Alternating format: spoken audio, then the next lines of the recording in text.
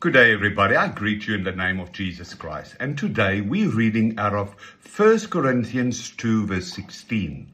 It says, "For who has known or understood the mind, the counsels and purposes of the Lord, so as to guide and instruct him and give him knowledge?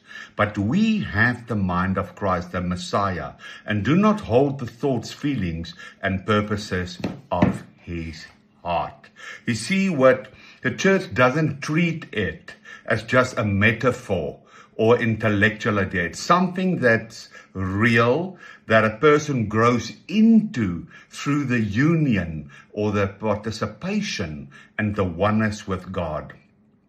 You see, this is all, the mind of Christ is all rooted into the union with him. To have the mind of Christ means that your whole inner life, your thoughts, your desires, your will, your plans is gradually transformed so that you literally reflect him.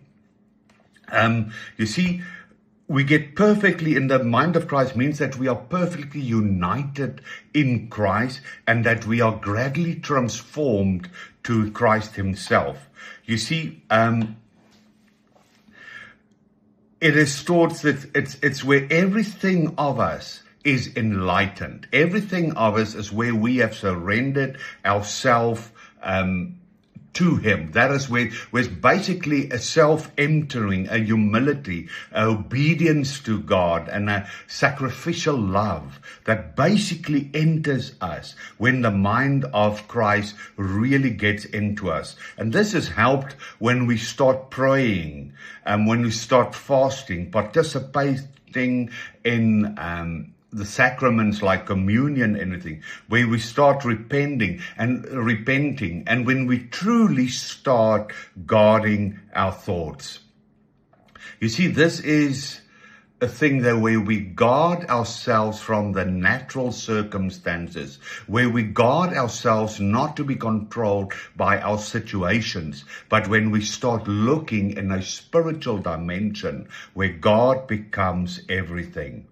The mind of Christ is basically being purified and transformed in our inner life, where we begin to think, love, and perceive reality the way Christ does, through humility, communion with God, and love.